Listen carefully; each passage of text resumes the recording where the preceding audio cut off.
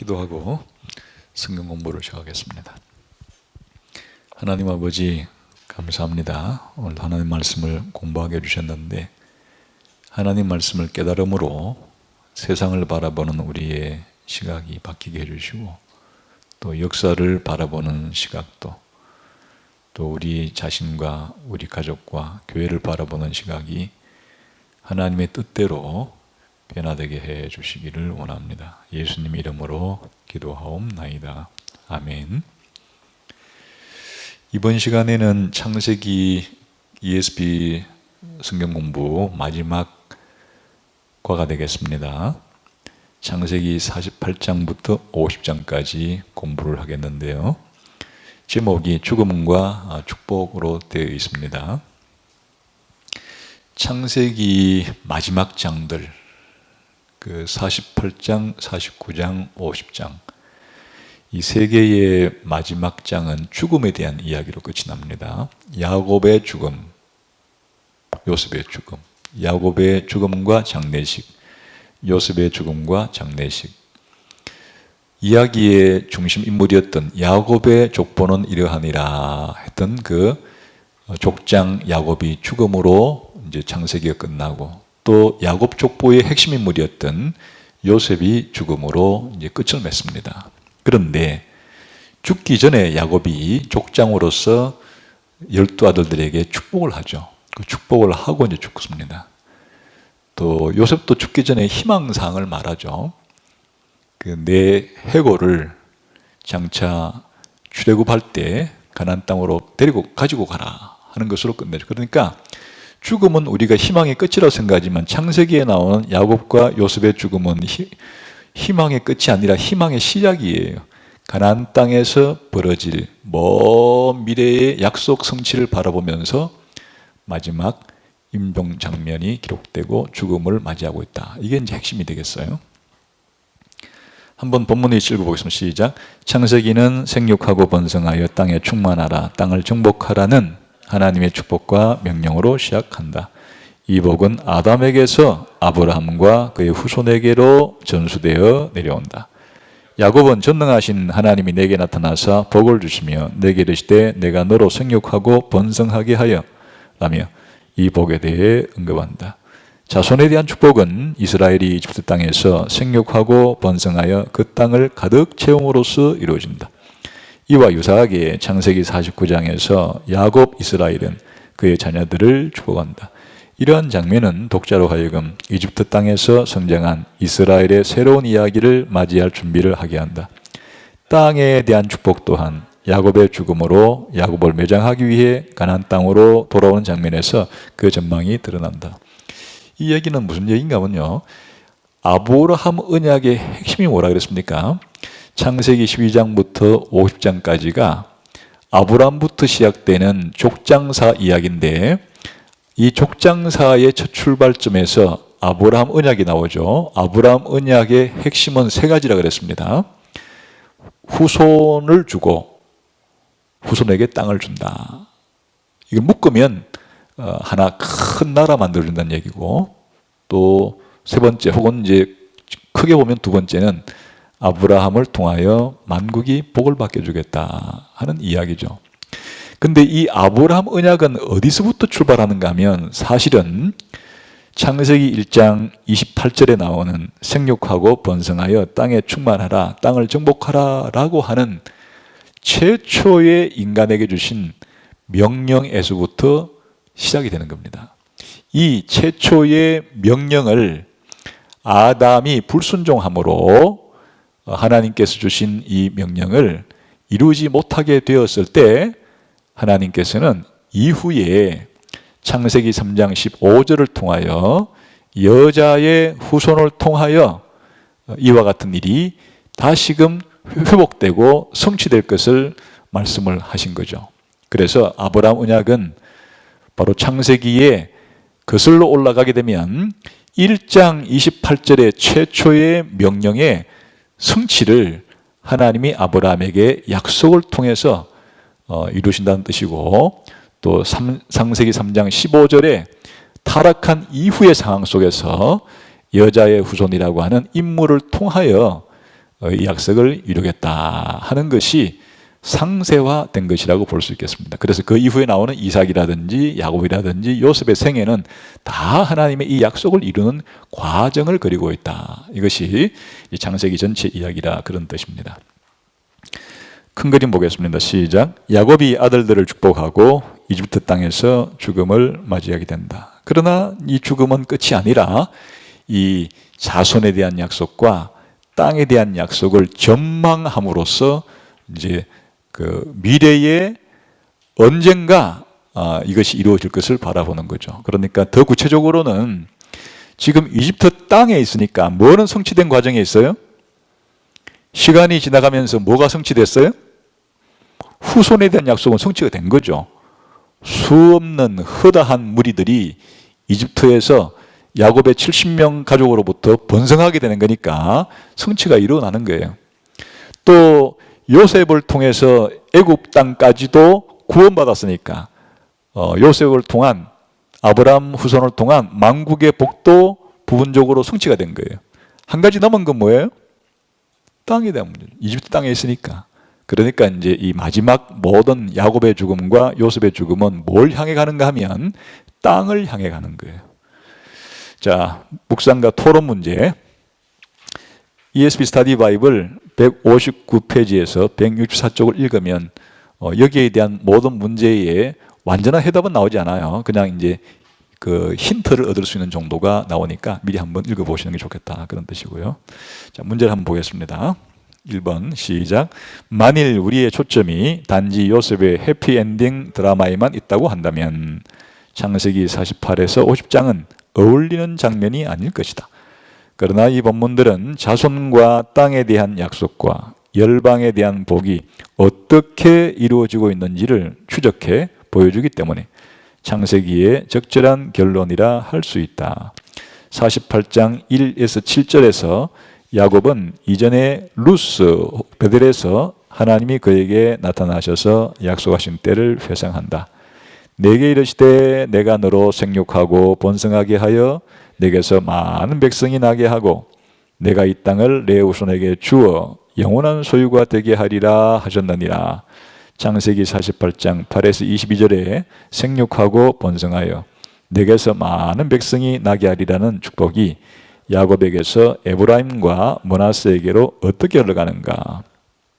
여기 이제 48장과 49장과 50장의 내용을 파악하는 게 도움이 되겠습니다. 48장은 야곱이 임종 직전에 요셉의 두 아들을 축복하는 장면이에요. 요셉의 두 아들이 누구였죠? 므낫세와 에브라임이라고 하는 두 아들을 축복하는 장면입니다. 그 다음에 49장은 12아들을 축복하는 장면이에요. 그러니까 이제 48장은 요셉의 두 아들 에브라임과 므낫세를 축복하는 장면이고 49장은 12아들 전부를 축복하는 장면이에요. 그리고 이제 50장은 야곱도 죽고 요셉도 죽고 그 죽어서 장례식을 이제 치르는 장면이에요. 그러니까 48장, 49장, 50장의 중요한 내용은 기본적으로 야곱이 죽기 전에 뭐 하는 거예요, 지금? 나중에 이스라엘 12지파가 가나안 땅에 들어가서 살게 될 것에 대한 예언적인 축복이에요. 미래의 가나안 땅에 들어가서 살아가게 될 12지파 이스라엘 국가의 공동체를 향한 축복이에요. 근데 왜 그럼 48장에 요셉의 두 아들이 먼저 나오는가 하면 원래 이스라엘에는 12지파로 구성된 공동체인데 땅도 12개로 나누어서 그 야곱의 12아들들이 한 부분씩을 이제 하나님 주신 기업으로 그 차지하게 되죠. 그런데 요셉의 두 아들인 므낫세와 에브라임은 각각 한 지파가 되는 거예요. 땅도 분배받는 거예요. 그러면 논리적으로 12아들 가운데 요셉이가 두 아들이 다 지파가 되고 땅을 분배받았으면 그러면 몇 지파가 가나안 땅에서 땅을 분배받고 지파가 돼야 되는 거예요? 13지파가 나와야죠. 근데 13지파가 땅을 분배받는 게 아니라 그 중에 레위가 땅을 분배받지를 못해요. 그래서 12지파에 레위가 빠지고 그 요셉의 두 아들이 들어가는 거예요. 그래서 여기에 48장에서는 바로 요셉의 두 아들에 대한 이야기가 나오는 거예요. 원래는 요셉의 두 아들은 거기 들어갈 수가 없죠. 요셉이 들어가는 거죠. 요셉 대신에 두 아들이 들어가기 때문에 그 사실을 이제 알려주는 것이에요. 어떻게 그렇게 하는가 하면 요셉의 두 아들을 야곱이 양자로 삼아요. 양자로 삼아서 양자로 삼으니까 야곱의 아들이 되는 거예요. 그래서 이 요셉의 두 아들을 야곱이가 양자로 삼아요. 양자로 삼아서 야곱의 아들이 되는 거예요. 다시 말하면 나중에 지파의 조상으로서의 자격을 부여하는 게 14장의 얘기예요. 그러니까 이제 48장, 49장이 합쳐져서 하나의 근 단락으로서 뭐에 대한 예고가 되는 거예요? 이스라엘 12지파가 가나안 땅에 들어가서 각각 땅을 차지하고서 살아가게 될 미래의 모습을 축복이라는 형식을 통해서 사실은 예언하고 있는 거예요. 그래서 이게 이제 48장, 49장이 되는 것이고, 그리고 이제 50장에서 야곱이 죽어서 장례식을 치르고, 또 요셉이 죽어서 장례식을 치르고, 그런 이야기로 구성이 되어 있다. 창세기라는 책이 그렇게 구성이 되어 있다. 그런 말이에요. 자, 거기서 한번 그 시작하는 본문을 한번 읽어봅시다. 근데 이제 좀 더 정확하게 그 장구분을 하려고 그랬다 그러면 사실은 47장 29절부터를 48장에 넣어야 더 제대로 된 장구분이 되는데, 약간 여기에 조금 이제 처음에 장구분 하는 사람이 요 29절부터 31절을 앞에 배치하는 바람에 뒤에 배치하면 더 좋을 뻔했어요. 한번 읽어봅시다. 시작. 이스라엘이 죽을 날이 가까우매 그의 아들 요셉을 불러 그에게 이르되 이제 내가 네게 은혜를 입었거든 청하노니 내 손을 내 허벅지 아래에 넣고 인애와 성실함으로 내게 행하여 애굽에 나를 장사하지 아니하도록 하라. 내가 조상들과 함께 눕거든 너는 나를 애굽에서 메어다가 조상의 묘지에 장사하라. 요셉이 이르되 내가 아버지의 말씀대로 행하리이다. 야곱이 또 이르되 내게 맹세하라 하며 그가 맹세하니 이스라엘이 침상머리에서 하나님께 경배하리라. 그러니까 이제 창세기의 마지막은 무엇으로 사실은 이제 이 대단원의 막을 시작하는가 하면 야곱이 요셉 불러다가 맹세를 시키는 장면이에요. 나를 죽거든 여기 이집트 땅에 놔두지 말고 나를 저 가나안 땅에 묻어라. 맹세는 확실히 지키겠다는 서약이에요. 그러니까 요셉으로부터 그걸 받아내는 거예요. 나를 내가 지금 여기서 죽지만은 나 여기 두지 마라. 나를 가나안 땅으로 데리고 가라. 내 시체를 거기다 묻어라. 그러니까 지금 창세기의 끝은 뭘 보고 있는 거예요? 가나안을 바라보고 있는 거예요. 지금 왜 그런 일이 생겼어요? 원래 약속의 땅이 가나안인데 지금 현실적으로는 어디 내려와 있어요? 이집트에 내려온 거예요. 그럼 다시 창세기의 끝은 언젠가 돌아가게 될 그 가나안을 바라보면서 돌아가야 될 땅을 바라보면서 끝을 맺는 거예요. 마지막 이야기가 이렇게 시작이 되는 거예요. 그 다음에 나오는 이제 그 아까 말한 12아들과 그리고 요셉의 두 아들을 축복하는 것은 전부 다 이거를 확장해 한 거예요.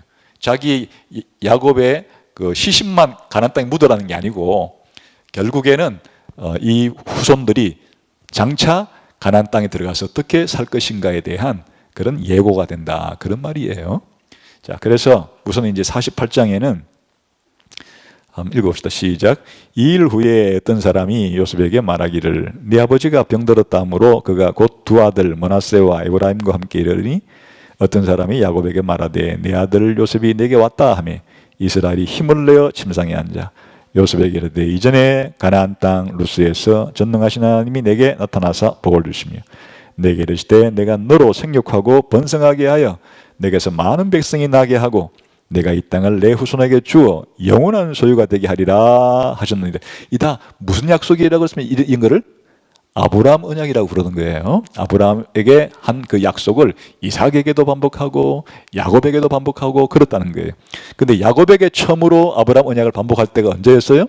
베델에서였죠. 그 사건을 다시 이제 지금 상기시키는 거예요. 결국에는 너의 후손을 가나안 땅에서 살아가게 해준다. 그 약속이라 그죠.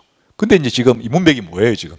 우리가 여기서 이집트에서 살다가 내가 죽고 너희들도 여기 있겠지만은 왜 이 얘기를 해주는 거예요? 언젠가 우리는 여기에서 머물 사람들이 아니고 가나안 땅으로 돌아가야 될 사람들이다 하는 것을 이제 다시 한번 그 요셉에게 상기시켜주는 그런 장면이 되겠죠.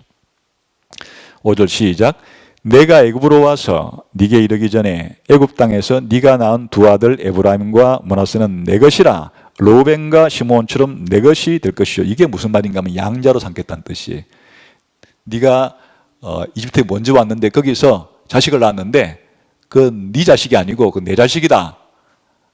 누구처럼 내 자식인가 하니까 로벤과 시므온처럼 내 자식이다. 야곱의 첫째 아들, 둘째 아들이 내 아들인 것처럼 네가 낳은 이 두 자식은 내 아들이다. 호적을 옮기는 거예요. 요셉에게서 야곱으로. 이렇게 할아버지가 자기 자식에서 다시 양자로 삼을 수가 있는 거예요. 그래서 이제 이 요셉이 애굽에서 나온 이 두 아들도 야곱의 호적으로 옮겨간다. 그런 뜻이에요. 그 다음에 6절 시작. 이들 후에 내 소생은 네 것이 될 것이며 그들의 유산은 그들의 형의 이름으로 함께 하리라. 이 둘 말고 나머지 난 자식들은 네 자식들이다. 그러나 처음 두 자식은 내 자식이다. 이제 이렇게 한다. 그런 말이에요.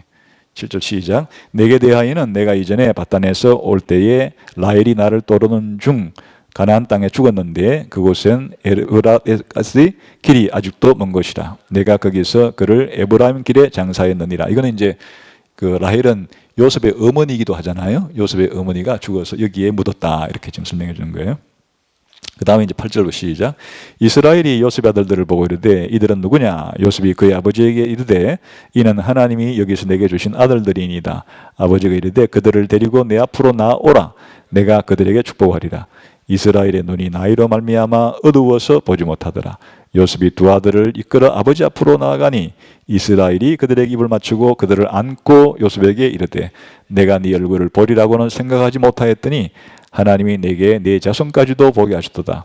요셉이 아버지의 무릎 사이에서 두 아들을 물러나게 하고 땅에 엎드려서라. 이게 이제 양자 입양식을 여기서 한 거예요. 무릎 속에 끼웠다 하는 얘기는 바로 이제 이 두 명의 요셉의 자식들을 야곱이 아까 전에 넌 이들은 내 거라 했잖아요. 그 내 거라라고 하는 양자 그 입양식을 여기서 간결하게 보여준 그런 장면이에요. 다시 말하면 이제 에브라임과 므낫세와 에브라임은 요셉의 자식에서부터 야곱의 자식으로 완전히 입양된 거예요. 그 의식을 지금 보여준 거예요. 그 다음부터는 이제 이들에게 축복하는 장면이에요. 13절부터 시작.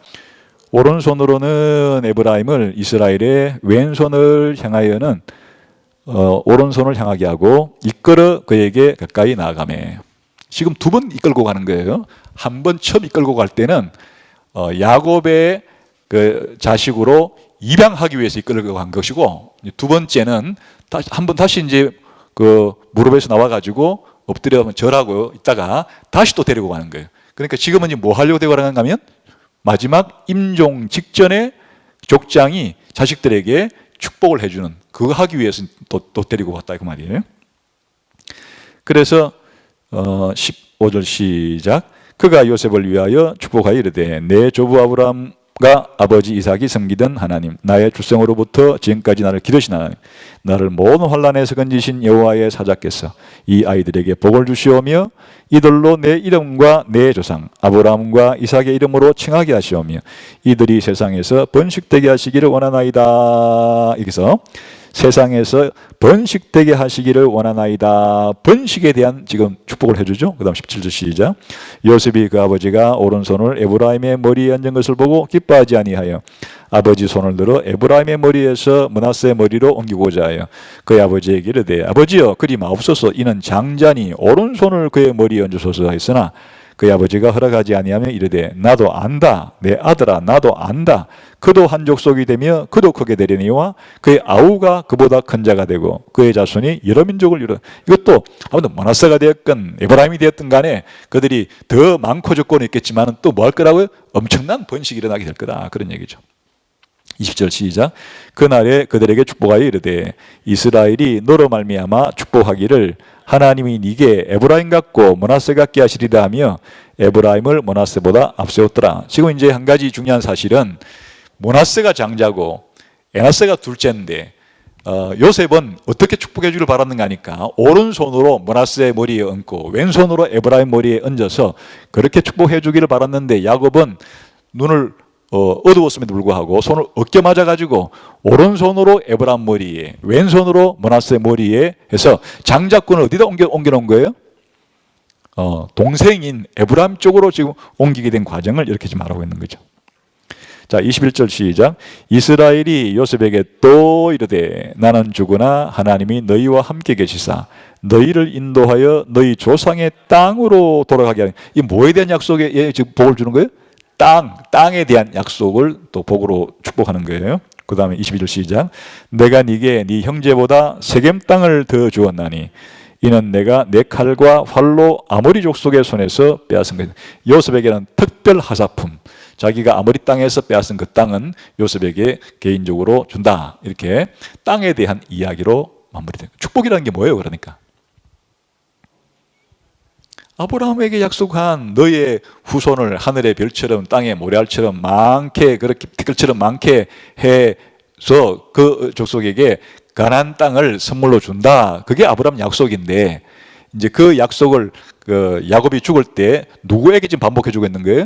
요셉이 이집트에서 낳은 두 아들을 양자로 삼아가지고 그들에게 이 축복을 해준다는 얘기. 이들이 나중에 어디 가서 번성한다는 얘기예요. 번성해가지고 가나안 땅에 가서 한 몫을 차지할 거다. 이런 얘기를 지금 이제 축복해주고 있는 거죠. 미래를 향해 있는 거예요. 가나안 땅에 들어가서 그렇게 이제 복을 받아서 번성할 것을 그렇게 말한 것이 이제 48장의 주된 요지다. 그런 말이죠. 문제를 보겠습니다. 자, 그러면 첫 번째, 아까 문제를 읽었었죠? 그 첫 번째, 이와 같은 생육하고 번성하라고 하는 축복이 야곱에게서 에브라임과 므낫세로 어떻게 흘러가는가? 아까 읽었던 가운데 나왔죠? 그 16절에 이들이 세상에서 어떻게 되길 바란다고요? 번식하기를 바라나이다. 아주 이들의 수가 많아져서 번성하게 되기를 바랍니다. 이렇게 복을 빌어주었고, 또 19절에서도 어떻게 복을 빌어줬어요? 비록 그의 형이 동생이 형보다 비교하자 그러면 동생이 형보다 더 큰 자가 되고, 형은 족속이지만 동생은 더 많은 족속을 이루리라 한 것 자체도 결국에는 뭐 하라는 얘기예요? 아주 풍성하게 그 후손들이 많아지리라 하는 이야기를 지금 한 거죠. 그러니까 결국에 므낫세와 에브라임과 므낫세에게 축복한 중요한 내용은 그들의 후손이 번성하게 되기를 생육하고 번성하게 될 것을 축복해 준 거다. 그런 말이죠. 그 다음 2번 시작. 창세기 48장 21에서 22절에서 땅에 대한 축복이 요셉과 그의 아들들에게 어떻게 지내는가? 땅에 대한 축복은 어떻게 합니까? 계속 여기서 이집트에 머물러 살 것이 아니다. 어디로 갈 거라고요? 너희를 인도하여서 너희 조상의 땅으로 돌아가게 해 주실 것이다. 축복이죠. 언젠가는 바로 에브라임과 므낫세의 그런 후손들이 가나안 땅으로 돌아가게 될 것이다. 이렇게 땅에 대한 축복을 해주시고, 또 특별히 요셉 지파에게 뭐까지 더 얹어줬다고요? 세겜 땅, 야곱이가 특별하게 취득한 이 땅을 덤으로 또 얹어주었다. 땅에 대한 약속을 한 겁니다. 그런 결국에는 이제 아브라함 언약에 따른 복이라는 것이 자손이 번성하고 그 땅을 그 자손에게 가나안 땅을 유업으로 그렇게 준다는 것인데, 이제 축복을 통해서 한번 확증을 더 해주는 거죠. 그렇게 될 거다. 이게 필요한 이유는 지금 이집트 땅에 있기 때문에 먼 미래에 일어날 일을 그렇게 야곱이가 임종을 맞이하면서 축복해주고 있다. 그런 말이 되겠습니다. 3번 시작. 대개 형이 동생보다 먼저 복을 받는데 이스라엘은 이러한 관행을 어떻게 의도적으로 뒤집고 있는가? 왜 그렇게 했다고 생각하는가? 이게 이제 창세기에서 수시로 등장하는 이야기예요. 지난번에도 말씀드린 적이 있는데 창세기에 족보가 상세하게 기록이 된 이유는 거슬러 올라가면 창세기 1장 28절에 생육하고 번성하여 땅에 충만하고 땅을 정복하라는 이야기 속에 흘러나오지만 타락 이후에는 더 구체적으로 창세기 3장 15절에 기반을 두고 있다고 그랬어요. 여인의 후손과 뱀의 후손이라고 하는 하나님이 선택한 자와 하나님 선택하지 않고 버려둔 자에 기반해서 바로 그 두 종류의 족보들이 창세기에 소개되어 있다 이렇게 말했죠.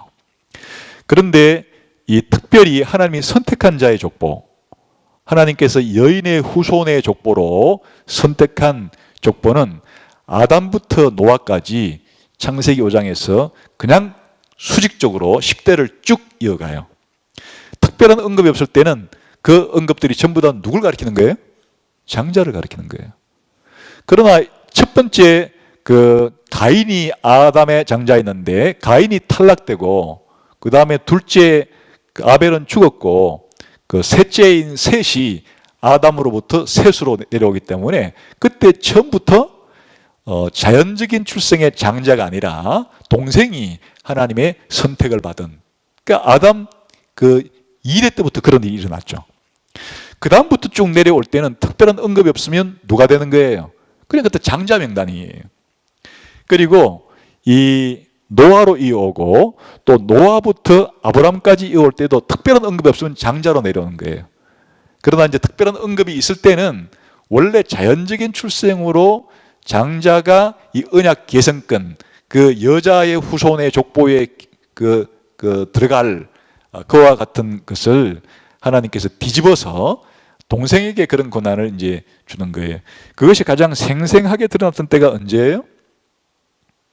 바로 에서와 야곱의 경우였죠. 쌍둥이였단 말이에요. 쌍둥이였는데도 하나님께서 쌍둥이 형에게 언약 계승권을 준 게 아니고 쌍둥이 동생에게 언약 계승권을 줌으로써 자연적인 출생 과정의 그 장자권을 뒤집어 보신다, 하나님께서. 그 이후에도 그런 일이 또 일어났어요. 기본적으로 야곱의 아들들에게도 이제 그 족보가 이 여자의 후손 족보가 내려갈 때 여자의 후손의 족보는 어디까지 이어지는가 하면 예수님까지 이어지는 거예요. 그때에 야곱의 12아들들 가운데 장자는 누구예요? 르우벤이죠. 근데 르우벤으로 이어지는 것이 아니고 네 번째인 유다로 이어지는 거예요. 유다로 이어지게 되고, 그 다음에 유다 아들 중에서도 세라와 베레스가 있는, 그것도 쌍둥이에요. 근데 이 세라가 쌍둥이 중에 형이에요. 처음에 나올 때 손부터 쑥 나와가지고 형으로서 이제 그 증거를 냈어요. 그래서 손에다가 이놈은 형이다 하고 손에다가 빨간 줄을 맸는데 다시 둘째가 다시 뒤집고 다시 나와버렸어요. 그때도 장자 동생이 뒤집어졌어요. 그처럼 여기 요셉의 아들들도 또 뒤집었어요. 에브라임과. 이건 뭘 의미하는 것인가? 원래 여자의 후손에 속해지는 그 구원을 상징하는 이 언약 계승권, 여자의 후손의 족보에 나오는 또 아브라함 언약에 속하는 이 계승권이 원래 장자를 택한 것도 하나님의 주권이지만은 더 확실히 보여주기 위해서 자연적인 출생 순서를 완전히 뒤집어서 바로 이와 같은 언약 계승권이라는 것은, 구원이라는 것은 하나님의 주권적인 은혜에 의한 것이지 자연적인 인간의 그런 특권에 기반을 둔 것이 아니다. 다시 말하면 인간의 그런 그 인종적인 특징이라든지 민족적인 특권이라든지 심지어 한 개인의 가정에 그런 장자로 태어나는 자연적인 출생의 특권이라든지 이런 거하고는 아무 상관없다. 하나님이 선택하시는, 하나님이 구원하시는 하나님의 택자들은 하나님의 주권적인 은혜에 의해서 하나님이 선택하신다는 것을 확실히 보여주는 것이에요. 그리고 신약 시대까지 이어서 이 내용을 우리가 적용하자면 고린도 전서 1장 끝부분에 생생하게 이것에 대한 그 이야기가 적용되어 있어요. 한번 봅시다. 고린도전서 1장 26절부터 29절까지 한번 읽어봅시다. 시작. 형제들아 너희를 부르심을 보라. 육체를 따라 지혜로운 자가 많지 아니하며 능한 자가 많지 아니하며 문벌 좋은 자가 많지 아니하도다.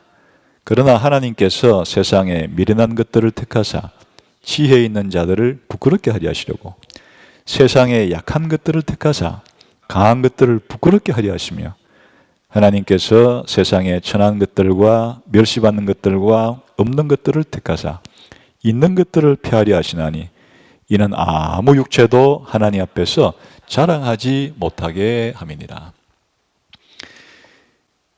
자연적으로 나는 장자라고 하는, 물론 고대 사회에서 장자에게 장자 계승권, 장자 상속권을 주어서 다른 자식들보다 유산도 두 몫의 그 유산을 주기도 하고 그런 자연적인 특권으로 설정이 되어 있지만은 하나님께서 왜 수시력을 뒤집는가? 하나님의 구원이 인간적인 매력, 인간적인 특권, 인간적인 조건, 인간적인 수단과 방법에 의지하지 않는다. 하나님의 전적인 은혜로만 되는 것이기 때문에 구원받은 자가 있다면, 선택받은 자가 있다면 그 모든 영광은 누구에게 돌린다는 거예요? 하나님께 돌리는 거예요. 모든 자랑은 자기에게 있는 것이 아니고 하나님께만 있게 하기 위해서 그랬다라고 설명해 주는 거예요. 사실 예수님이 12제자를 뽑을 때도 마찬가지예요. 유대 땅에서 제일 신체 조건이 좋은 사람, 제일 머리가 좋은 사람, 제일 학벌이 좋은 사람, 집안 가문이 좋은 사람, 제일 권세가 많은, 이런 뽑지 않았죠. 그냥 주로 갈릴리 어부 출신들 대다수. 세상적인 눈으로 볼 때는 공부를 많이 한 것도 아니고 돈이 많은 것도 아니고 권력이 많은 것도 아니고 이런 자들을 12사도로 주님이 뽑아서 그렇게 신약시대에 12 신약시대 족장들을, 그 믿음의 아버지들을 만들었다. 같은 원리예요. 그 이후에도 로마 제국의 이 복음이 번져갈 때 물론 때로는 로마 제국의 왕실에 있는 사람들도 예수 믿기는 해요. 또 로마의 지성인도 믿기는 해요. 그러나 대다수의 지성인들, 대다수의 권세자들, 대다수의 부자들, 이런 사람들은 전부 다 복음에 잘 거부 반응을 많이 보이죠. 가진 게 많으니까. 상당수 초창기 때 이렇게 가난한 사람들, 하층민들도 예수님을 얼마든지 믿어 들어올 수 있고 나중에 뭐 그 신분이 상류층이건 중류층이건 하층 가리질 않아요. 이것은 바로 우리가 구원받는 것이 전적으로 하나님의 은혜라는 사실을 가르쳐 주기 위한 것이다. 그런 뜻이 되겠어요. 그래서 한 가지 착각하지 말 것은 내가 예수님 믿고 구원받았고 내 주변에 혹시 아직도 아무리 전도를 해도 예수님을 안 믿는 사람도 있을 때 교만하면 안 되는 거예요. 야, 너는 참 어리석다. 나처럼 좀 똑똑해봐라. 뭐가 자기가 똑똑한 거예요? 그냥 하나님이 자기를 구원해 준 건 하나의 은혜지. 야, 너는 그렇게 생각이 없냐? 왜 예수님 믿고 구원받자는 얘기를 안 받아들이는 거야? 나처럼 생각이 있으면 뭐가 생각이 많은가? 하나의 은혜로 자기가 그렇게 해주신 거지. 어떤 자기의 조건과 자기의 외적인 것으로 하나님이 선택해 준 게 아니고 그냥 하나님의 은혜로 선택이기 때문에 감사할 뿐이고 다른 사람이 아직 예수님 안 믿고 있는 것에 대해서 그에 대해서 멸시하거나 무시할 수 없는 거죠. 그냥 하나님이 그를 선택하지 않았다는 것 때문에 안타까워할지언정 그 사람들의 그런 거에 대해서 내 스스로가 그렇게 잘난 사람이고 예수 믿지 않고 구원받지 못한 사람들이 못난 사람인 것처럼 이렇게 우리 스스로 생각할 수는 없다. 그건 하나님의 전적인 주권이었다. 하나님의 은혜였다. 그냥 감사할 뿐이죠. 감사할 뿐이죠. 그런 사실들이 창세기에서 수시로 이 동생들이 형을 뒤집고 이 장자 계승권을 이어받고 언약 계승권을 이어받는 사실에서도 사실 잘 드러나 있다. 그런 말이죠.